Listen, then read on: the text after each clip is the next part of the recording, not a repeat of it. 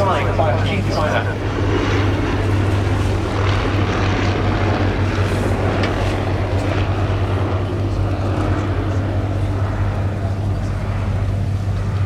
First use of the Bristol F2.B during the Arab offensive of the spring of 1917 is nothing short of disastrous. 4 of the 6 aircraft from the 48 Squadron that were involved were shot down by German Albatros fighters. So, as so often, the tactics had to be developed. It was decided to make use of the Brisfit's excellent agility for its time to move away from flying aircraft straight and level in close formations and using the rear gun offensively. Deploying more as a conventional fighter and deploying the forward gun. The rear gun used defensively to protect against attacks from the rear.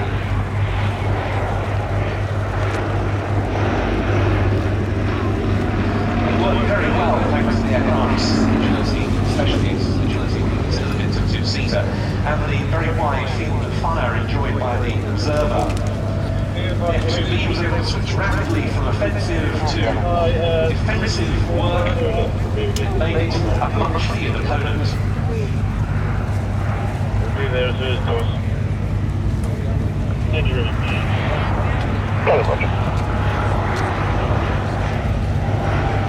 The leading ace on the Bristol Fighter was a Canadian, who shot down 31 enemy aircraft while in the Squadron.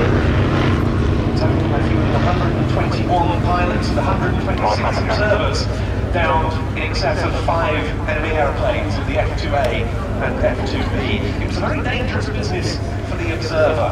The pilot was, of course, concentrating on fighting with the aircraft. One observer on AHAG White House wrote, "Flying was agony, not from the angle of the danger, Jerry or Archie, the anti-aircraft fire, it was the cold."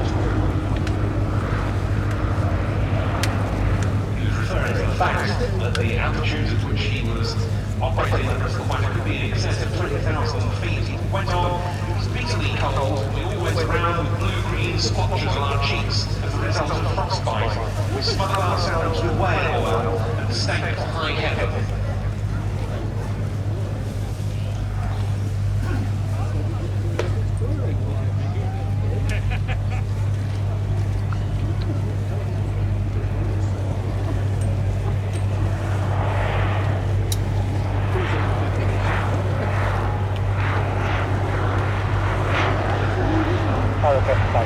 Major W.J.F. Harvey, who scored 26 victories during the First World War, flew Bristol fighters with number 22 Squadron. He wrote that the F2.B was the only World War I aircraft, quote, both respected and loved by all who flew it. And that went on well into the post-war period. 1,583 Bristol fighters were in RAF service at the time of the end of World War I on the 11th of November 1918. Aircraft from number 22 Squadron, based in France, flown the first official mission carried out by the newly independent RAF on the 1st of April that year.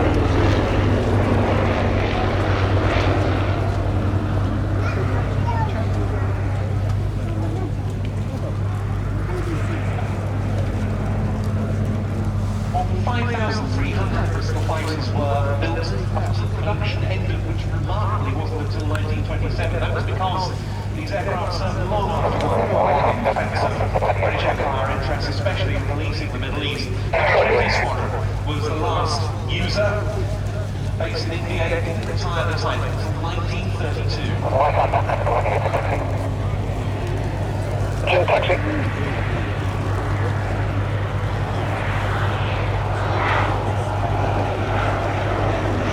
I mentioned the Duxford connection of this aeroplane. That's because Bristol fighters were among the first aircraft ever stationed at RAF Duxford No. 2 Flying Training School, used them here from 1920, as did the Cambridge University Air Squadron, and we welcome members of the current Cambridge University Air Squadron as part of the RAF area towards the eastern end of the showground. They now operate the Grom Tutor.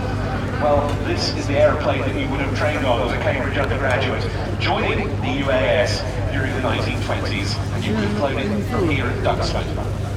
This one comes from the superlative Shuttleworth Collection at Ogilvie on the 4th of October 1922, and among those Bristol fighters is this very aeroplane, and that is ascertained when a member of the public came to a Shuttleworth Collection displays on board and brought his grandfather's logbook, which had the serial numbers on D8096 in it, and he was one of the pilots who flew it off HMS Argus. Now, as happened so often during the 1920s, a Bristol F2.B Fighter alighting on Duxford's grass.